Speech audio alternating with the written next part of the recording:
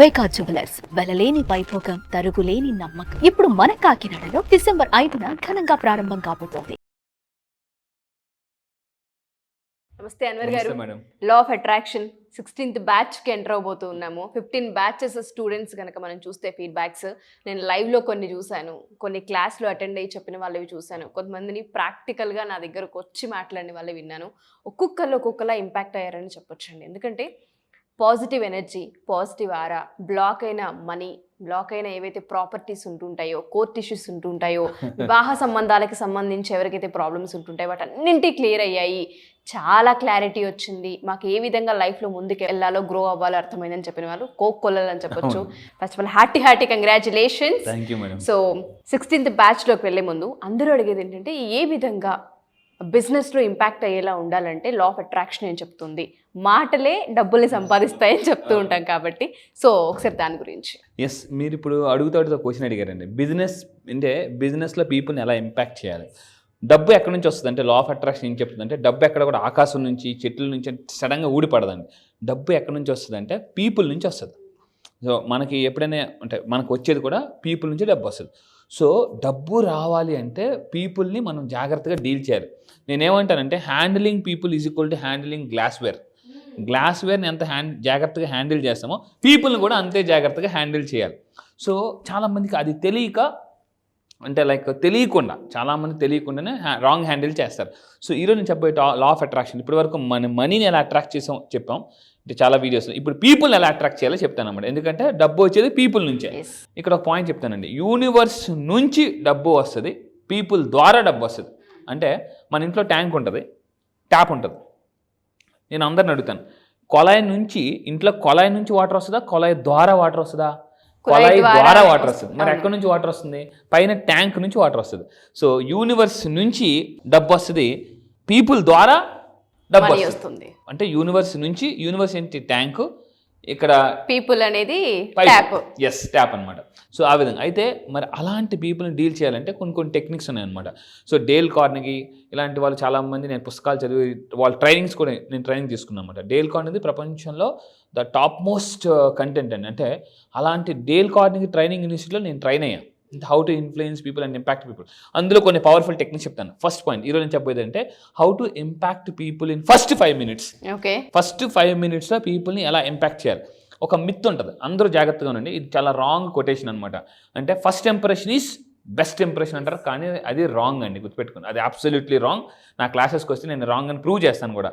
First impression is lost impression అంటే ఒక ఇంటర్వ్యూకి వెళ్తాం, ఇప్పుడు సివిల్స్ ఇంటర్వ్యూస్ అలాంటివన్నీ ఉంటాయి. వాళ్ళు ఫస్ట్ 5 minutesలోనే వాళ్ళు అంచనా వేస్తారనమాట ఈ పర్సన్ అంటే ఎంతవరకు అని. మళ్ళీ రెండోసారి సార్ లేదు సార్ సారీ అండి ఫస్ట్ ఇంటర్వ్యూ కదని మళ్ళీ రెండో అవకాశం ఉన్నానంటే వాళ్ళకి ఒక ఇంప్రెషన్ వచ్చేస్తుంది అనమాట. ఒక వ్యక్తిని ఫస్ట్ టైం మన జీవితంలో కలిసినప్పుడు ఎన్నిసార్లైనా కలియండి మళ్ళీ కానీ ఫస్ట్ టైం కలిసి ఆ పర్సన్ ఏం మాట్లాడతారో 5 నిమిషాల్లో అది అలా మైండ్లో దిగిపోతుంది అనమాట. సో అందువల్ల ఏంటంటే మీరు గుర్తుపెట్టుకోండి, పీపుల్ని మీరు కలిసినప్పుడు ఫస్ట్ 5 minutes చాలా జాగ్రత్తగా మాట్లాడి అది ఏంటో చూద్దామండి. ఫస్ట్ పాయింట్, ఫస్ట్ ఇంప్రెషన్ అంటే మ్యాటర్స్. అంటే ఏం చేయాలంటే ఈ 5 నిమిషాల్లో కూడా మొదటి 2 నిమిషాలు మన లాంగ్ రిలేషన్షిప్ బిల్డ్ అవ్వడానికి ఉపయోగపడుతుంది. అంటే ఇంతకుముందు అంటామండి, ఒక బిల్డింగ్ కట్టేటప్పుడు ఎలా అయితే మనకి బేస్ అనేది ఇంపార్టెంటో, ఒక మనిషితో రిలేషన్షిప్లో ఆ షిప్ అక్కడ చూడండి, ఆ షిప్ మునిగిపోకుండా ఉండాలంటే రిలేషన్షిప్లో ఆ ఫస్ట్ 2 minutes చాలా ఇంపార్టెంట్. ఏం చేయాలి ఫస్ట్ 2 minutes? ఫస్ట్ కలవగానే ఇక్కడ చూడండి, కలవగానే మంచి షేక్ హ్యాండ్ ఇవ్వాలి. చాలామంది షేక్ హ్యాండ్ ఎలా ఇస్తారంటే గట్టిగా నొక్కేస్తుంటారు అనమాట. దానివల్ల ఏమవుతుందంటే అవతల వాళ్ళు చాలా ఈగోయిస్టిక్, డామినేటింగ్. మిమ్మల్ని ఎవరైనా కలిసినప్పుడు షేక్ హ్యాండ్ చాలా గట్టిగా ఇస్తే వాళ్ళు చాలా డామినేటింగ్ అని అర్థం అండి. ఒక 2 వ్యక్తులు కలిసి బిజినెస్ స్టార్ట్ చేయాలనుకుంటున్నారు. ఒక వ్యక్తి అలా పర్సన్ కలిసి చాలా స్ట్రాంగ్గా గట్టిగా షేక్ హ్యాండ్ ఇచ్చాడు అనుకోండి, ఈ పర్సన్ ఏం అర్థం చేసుకోవాలంటే ఇతనితో బిజినెస్ చేస్తే ఇతను నన్ను ఖచ్చితంగా డామినేట్ చేస్తాడు అని ఖచ్చితంగా జాగ్రత్త పడాలి. సో షేక్ హ్యాండ్లోనే అర్థమైపోతుంది. సో దాని తర్వాత ఇంకొకటి ఏంటంటే రెండో పాయింట్, రిమెంబరింగ్ నేమ్స్. పేర్లు గుర్తుపెట్టుకోవడం చాలా ఇంపార్టెంట్ రిలేషన్షిప్లో. సో ఇక్కడ ఎలాగనంటే మరి ఎలా చాలామంది ఏం చేస్తుంటారంటే పేర్లు చెప్తున్నప్పుడు చెప్పండి ఓకే అంటారు. మళ్ళీ తర్వాత మీ పేరేం పేరు చెప్పారండి అని అడుగుతుంటారు అన్నమాట. అందువల్ల మనం కరెక్ట్గా ఏదైనా వినియండి, పేరు చెప్పినప్పుడు మాత్రం చాలా ఫోకస్డ్గా మైండ్ఫుల్నెస్గా ఉండాలి. Listen very careful. ఇప్పుడు నేను ఒక టెక్నిక్ చెప్తాను. ఒకవేళ పేరు అడిగారు, మర్చిపోతే మళ్ళీ పేరు అడిగితే వాళ్ళు బాధపడతారు. నేను ఇందాక చెప్పాను కదా, మళ్ళీ అడుగుతున్నాడు ఏంటి. చాలామంది నెంబర్ సేవ్ చేసుకున్నప్పుడు అరే ఇందాక ఏదో పేరు చెప్పారు ఏంటండి అని అడుగుతాను. నెంబర్ సేవ్ చేసుకున్నప్పుడు దానికి నేను ఒక టెక్నిక్ చెప్తాను. ఏం చేయాలంటే పేరు మర్చిపోకుండా ఉండాలంటే ఫస్ట్ అతను పేరు చెప్తారు. ఒకవేళ మీరు మర్చిపోయారు అనుకోండి నా పేరు, మళ్ళీ ఏం చేయాలంటే సార్ ఇందాక మీ పేరు చెప్పారు కదా, మీ ఇంటి పేరు ఏం పేరండి, మొత్తం పూర్తి పేరు ఏం పేరు అని అడిగారు అని అనగానే అతను మళ్ళీ చెప్తారు కదా, అప్పుడు నోట్ చేసేసుకోవాలన్నమాట. ఇదొక టెక్నిక్ గుర్తుపెట్టుకున్నాను. మీరు ఎవరైనా పేరు అడిగినప్పుడు పేరు మర్చిపోతే జనరల్గా నేనేం చేస్తానంటే మర్చిపోతా, ఇన్ కేసు మర్చిపోతాను, సార్ ఇందాక మీ పేరు చెప్పారు కదా, మీ మొత్తం మీ పూర్తి పేరు ఏం పేరు సార్ అంటే అతను ఇంటి పేరుతో సహా చెప్తారు. అప్పుడు మళ్ళీ టక్కమ్మో జాగ్రత్తగా నోట్ చేసేసుకోవాలి. సో అవతల వాళ్ళు వింటున్నారు అన్న దాన్ని మనం కలిగించగలగాలి ఫీల్. ఎగ్జాక్ట్లీ. ఓకే. ఒకవేళ ఇంకా మర్చిపోకుండా ఉండాలంటే మనం ఏం చేయాలంటే ఆ పేరుని ఎక్కువ సార్లు రిపీటెడ్గా అంటే పేరుతో పెట్టి పిలుస్తుండాలి. పేరు పెట్టి పిలుస్తుండాలి. మీరు ఎవరితో కొత్త వాళ్ళతో పరిచయం చేసి, ఎందుకంటే ఒక ప్రపంచంలో అందరూ ఒక ఫోటో తీయగానే ఫస్ట్ చూసేది ఏంటంటే వాళ్ళ ఫోటో చూస్తారండి. పేరు ఎవరి పేరుని ఎక్కువ ఇష్టపడతారు. అందుకే చూడండి మనందరం కూడా చిన్నప్పుడు చదువుకున్నప్పుడు ఫస్ట్ పెన్ను కొనగానే ఎవరి పేరు రాస్తాం, మన పేర్లే రాసుకుంటూ ఉంటాం. గబగబా ఒక సంతకం పెడుతుంటుంటాం. అంటే name is the most important. మనం రిపీటెడ్గా నేమ్ పలుకుతుంటూ ఉండాలి. హాయ్ అండి, చారి గారు ఎలా ఉన్నారు, చారి గారు ఏం సంగతులు, చారి గారు అమ్మ నాన్నగారు ఎలా ఉన్నారు, కొంచెం మధ్య అలా చేస్తుంటుంటే ఆ పేరు ఎప్పుడైతే పలుకుతామో వాళ్ళతో strong bonding.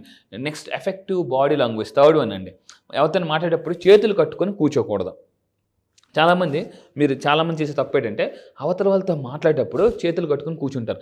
This is a close. అంటే నేను బాడీ లాంగ్వేజ్ మీద చాలా రీసెర్చ్ పుస్తకాలు చదివిన తర్వాత నాకేమర్థమైందంటే మీరు ఎవరితో మాట్లాడినప్పుడు ఓపెన్గా ఇలా చూడండి నేను ఎలా కూర్చున్నాను అలాగనమాట. రెండు చేతులు అలా పెట్టి ఎస్ అండి చెప్పండి ఏం సంగతులు, ఈ విధంగా ఉండాలి. అంతేగాని చెప్పండి ఏంటి సంగతులు ఇలా ఉంటే వాళ్ళ మధ్య రిలేషన్షిప్ అంత స్ట్రాంగ్గా ఫామ్ అవ్వదు. వాళ్ళు కూడా దీన్ని ఓపెన్ కమ్యూనికేషన్ అంటారండి, ఓపెన్ పాస్చర్. ఈ పిక్చర్ చూడండి అందరూ కూడా. నెక్స్ట్ దాని తర్వాత మీరు చూసింది ఐ కాంటాక్ట్. చాలామంది ఐ కాంటాక్ట్ ఉండదు, అలా మాట్లాడుతాం ఇలా. ఇప్పుడు ఫర్ ఎగ్జాంపుల్ ఏంటండి ఏం సంగతులు అటు ఇటు చూస్తాం అంటే నర్వస్నెస్. ఇలా ఎప్పుడైతే మీరు ఐ కాంటాక్ట్ కానీ మెయింటైన్ చేయకపోతే మరీ చూడమని సెల్లంగా పెట్టినా చూడకండి. సో అంటే eye contact is the most important. First 1 to 2 minutes కళ్ళలోకి చూస్తూ, ఎప్పుడైతే మనం కళ్ళలోకి చూస్తామో కాన్ఫిడెన్స్ అనేది అమ్మో వీళ్ళు చాలా కాన్ఫిడెంట్ అని అర్థమవుతుందండి. దాని తర్వాత ఇక్కడ చూసుకుంటే హార్ట్ఫుల్ స్మైల్. చాలామంది ఏంటంటే హార్ట్ఫుల్ స్మైల్ కాకుండా ఆర్టిఫిషియల్ స్మైల్ అనమాట చేస్తుంటారు. అంటే బొకేస్ ఉంటాయండి మనకి. బొకేస్ 2 రకాలు, ఒకటి న్యాచురల్ బొకే, 2 ప్లాస్టిక్ బొకే. మనకి న్యాచురల్ బొకే చూస్తే ఎలా అయితే స్మెల్ వస్తుంది, ఆర్టిఫిషియల్ బొకే స్మెల్ రాదు. సో స్మైల్ కూడా మీ అందరికి ఒక విషయం చెప్తా, బాగా స్మైల్ ప్రాక్టీస్ చేయాలండి. నేనేం చెప్తానంటే ఎక్కువగా పొలిటీషియన్స్ వీళ్ళందరూ కూడా వాళ్ళకి కొంతమంది కోచెస్ ఉంటారు, వాళ్ళందరూ ఏం చెప్తారంటే నవ్వడం ప్రాక్టీస్ చేయండి అద్దం ముందు.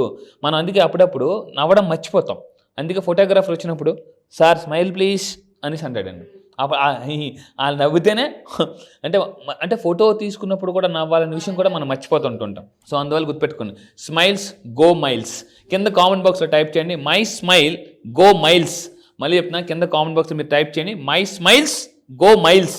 సో అంటే మీ స్మైల్స్ మైల్స్ వెళ్ళాలండి. దాని తర్వాత ఇలా నా దగ్గరికి వచ్చి, అంటే నేను క్లాసెస్లో చాలామంది అడుగుతారు సార్ మీ దగ్గరికి వచ్చినప్పుడు ఎలా డబ్బు వస్తుంది అని అడుగుతారండి. నేనేం చెప్తానంటే ఎటువంటి బాడీ లాంగ్వేజ్ ఉంటే రిచ్ పీపుల్ సైకాలజీ ప్రకారం అంటే సక్సెస్ఫుల్ పీపుల్ బాడీ లాంగ్వేజ్ ఎలా ఉంటే డబ్బు వస్తుంది నేను నా జూమ్ క్లాసెస్లో చెప్తుంటా.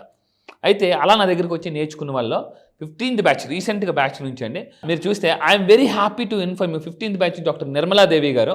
So my daughter got PG admission. ఎక్కడండి జాగ్రత్త, మెడిసిన్లో పీజీ అడ్మిషన్ వచ్చింది.